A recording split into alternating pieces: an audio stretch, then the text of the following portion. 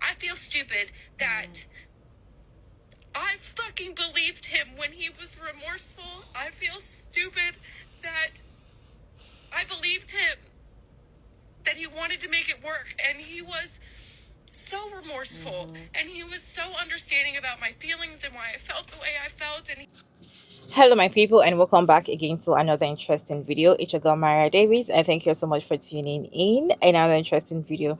So this woman over here, she came online to call out her husband. She caught her husband cheating on her right at the dinner table or something, and she has been talking about her story, how she want a divorce, how she's sad, how everything, like how the divorce process is going on. Some days she's happy, some days she's going through it, and she's trying to get off it by taking her mind on TikTok shop, and placing her mind on something else, because it's always very painful when you're going through divorce, especially when you don't even expect that your partner is going to cheat on you, but then you find out that they are cheating on you. That thing is very, very painful.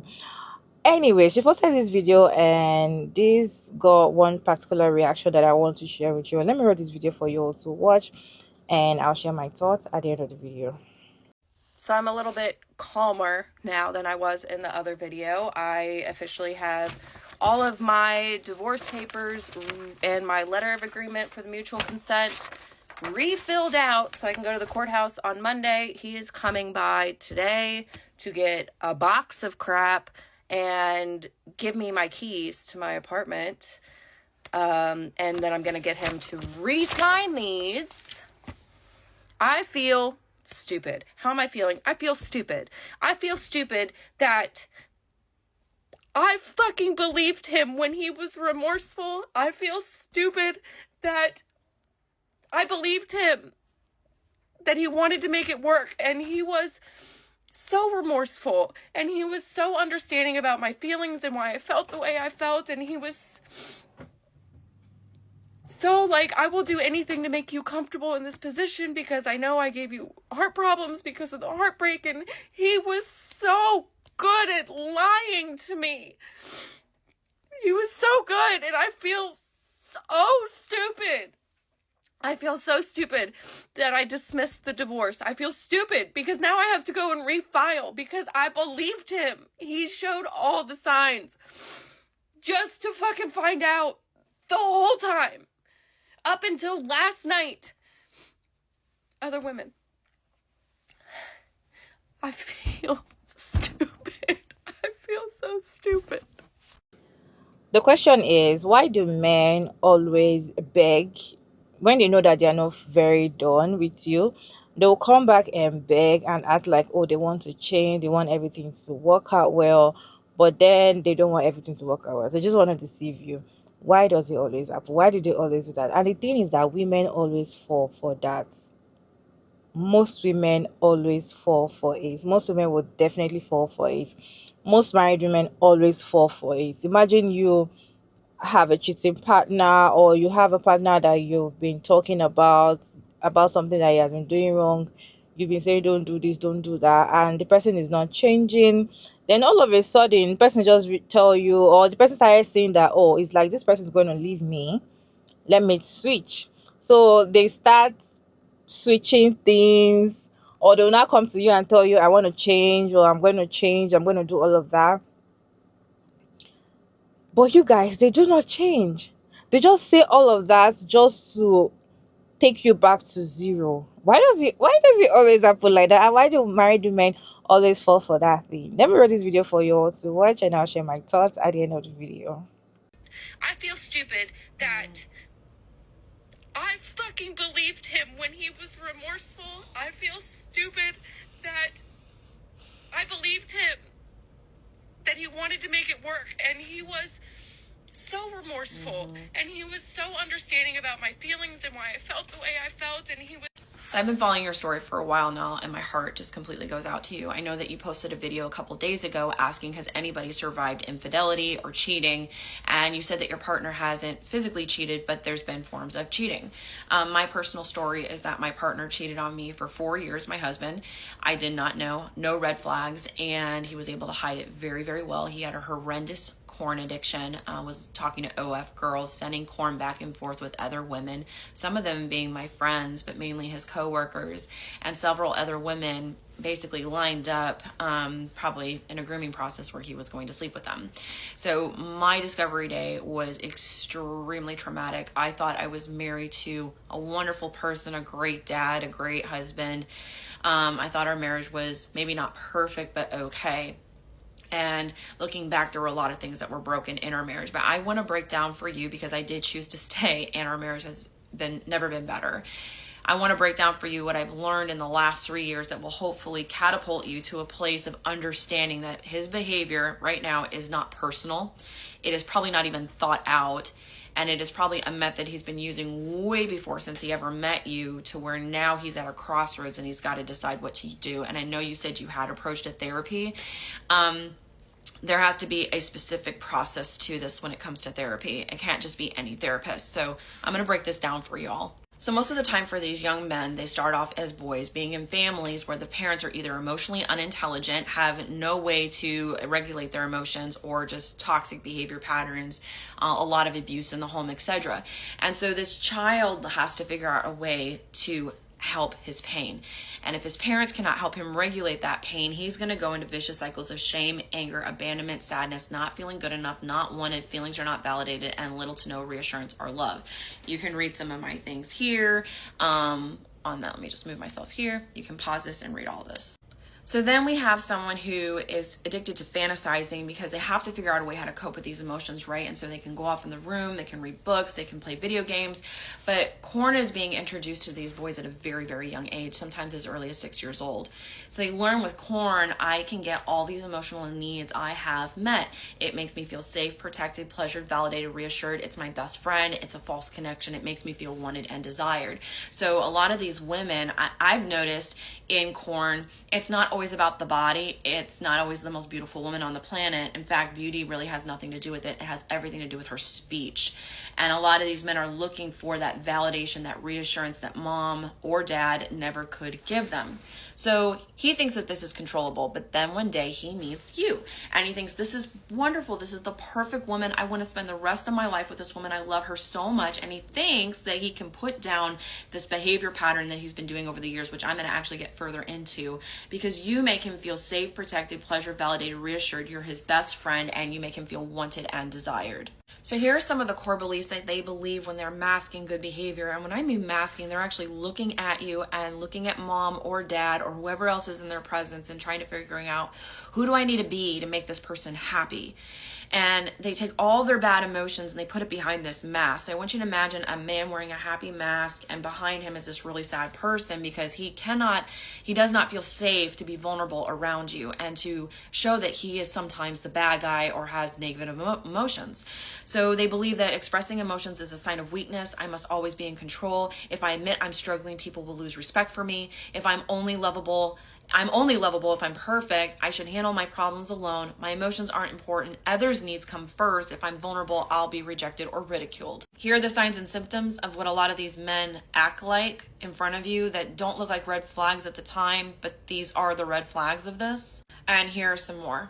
But ultimately, and here's the point I'm trying to get to, this person becomes very good at lying, and not lying to just you or mom or dad, but lying to themselves. They've been lying to themselves for over 20 years, or at least a decade, okay? Because this usually stems from childhood.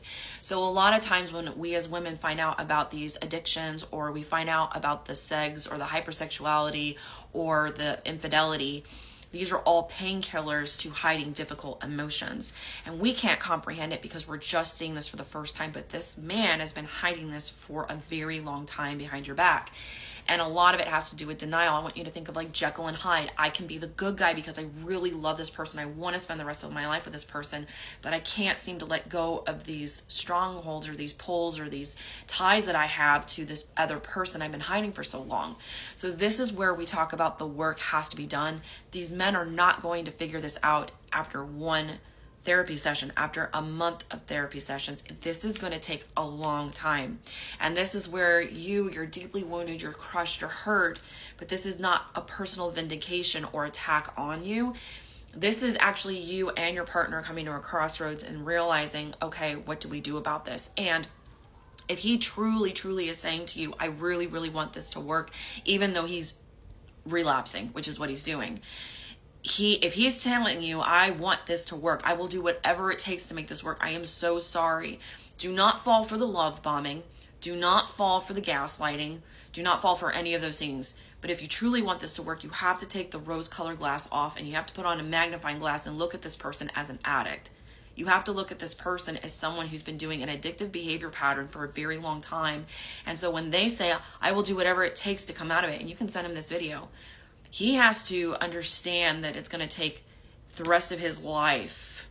Start off with 6 months if that sounds too overwhelming, but it's going to take the rest of his life to go on this new path of becoming who he truly is, identifying who he is, setting boundaries for himself, developing his own self-worth and self-identity, because he's coming to you and he wants you to constantly fill his cup for reassurance and assurance. And you can't do that. It has to come from him.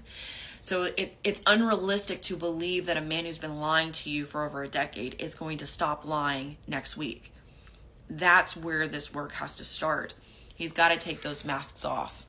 These men learn at a very young age that when they're in emotional pain, and what do I do with this, that they're going to take their heart and they're going to lock it in a box and they're going to stuff it away and they're never going to pull it out again. And so you've actually probably never seen his true whole heart. And they do this with avoidance. They fall into addiction, impulsive behaviors, dangerous activities, sneaking around, rage, sometimes negative self-talk and reactive behaviors, because they have learned that my emotions aren't safe. I'm overwhelmed. I'm not happy. I can't make others happy. I'm a disappointment. I'm an embarrassment. Now he's met you and he thinks at some point, I can stop all this. I'm safe now. Everything's great. But in every relationship, we have conflict, right? And recently, everything came to light. You found everything. You had your discovery day, which is the worst day, by the way, any woman or man can ever experience. But you have your discovery day. And he's like, I will do whatever it takes to make this work. Here's the conflict, though. So there's conflict, there's pushing away, there's disassociation, there's aggressive or passive behavior, coping mechanisms in the relationship, anger problems, abuse, not speaking in each other's love languages, and there's a lack of reassurance. So he's like, no, my heart's still not safe. And so he locks it away because it reaffirms everything he's believed since he was a boy. So what does that do? It pushes him back into the feminine, where he's looking at women as objects to meet that self-gratification and affirm him and reassure him. So while you're going through this very, very painful process of going through a divorce or separation or trying to figure out if you guys want things to work out, and he's actually, everything's come to a head. All these things that he's been suppressing, all this addiction, all these women, all that is actually coming to the surface for the first time in his life, believe it or not. He's actually having to process what he's doing. He can't look at it through rose-colored glasses or through denial anymore. He has to confront it. And that's very, very painful for these men to actually confront that entire 2 decades probably of suppressed emotions that he's never actually processed or experienced. So it is, when you think of it in this light, realistic to see why he would run back to another woman, because he's trying to navigate the process of, he's trying to go back to what's worked before. He's trying to go back to, like, we can just make things go back to the way they were. I can be the good guy, but I can also keep these secretive behaviors. And that doesn't work anymore. Now you're on a path and you've got to decide, do I want to live the bachelor lifestyle for the rest of my life, or do I want to become the man that my partner needs for me to become, and to die to myself with all these coping mechanisms I've taught to train him for healthier ones and to love her unconditionally. And that work is possible. We're seeing men do that work. Marriages can heal from cheating and infidelity, but there is hope beyond betrayal. I feel like once somebody has cheated on you, I feel like the person will continue cheating on you. There is no front and back about this whole situation. For the person, see, cheating doesn't just happen in a day, especially when you're married to somebody that you claim that you love. You've thought about it. You've thought about the good and the bad. You've imagined so many things. You are aware of the situation. You're not gripped. If you're not gripped, right, that's not cheating, right? You're aware of the situation. You know what you're doing. You know what you're doing is wrong, because these people will be chatting with these people, or they'll be meeting up and they will lie, they'll delete chats, they'll do all of that. So you are right aware that what you're doing is wrong, but you went ahead to do it regardless, meaning that you know that these things is wrong, or these things that you're doing are wrong, and you went ahead to do it. I feel like once you've cheated on your partner and you've gone through that stage, that very stage, and your partner caught you, it's not like you came to confess and you have realized your mistake. No, they caught you cheating and you're like, you're gonna do it again, it's a lie. You, or they always go back to do it. And the thing is that once they do it once and they come to apologize and beg you and tell you they will not do it again, and you accept, it gives them that room, bigger room to do more and hide more things, because they know that, okay, since she can tolerate me cheating, let me cheat more and hide, and she's not going to catch me the next time. And when you catch them the next time again, they apologize and you forgive them. So this they didn't always go round and round and round and round like that. I just feel like, was somebody to cheat on you for the very first time will continue to cheat on you forever. So if you're somebody that cheating is a deal breaker for you, you cannot, like, no, you can't tolerate cheating. Once it happens once, just leave, because once you stay and forgive, it keeps coming back. If you guys watch most women that talk about their divorce story, they always come to tell you that, oh, this man cheated on me 4 years ago, he cheated on me 3 years ago, I forgave him 2 years ago, last year. Like, they always tell you that they had resentment, you know they're always angry at the end of the day. They have trust issues because of the things that might have happened in the past. A lot of things were going on, are going to be going on in their head, because it's not always easy for you to, forgive a cheating partner and still love them. Imagine somebody betraying you and lying to you, and they claim that they love you. I don't think that trust is going to be there again. Anyways, for me, I feel like when a man come and tell you, or when your partner, it might not be your husband, it might be your boyfriend, right? But you guys have been in a relationship for a long time, and they come and tell you, okay, this time around I'm going to change. I pray I'm going to change. I'm going to do everything you want me to do. I want to turn things around. And they are just taming you, because they've seen that you are at that point that you're not turning back.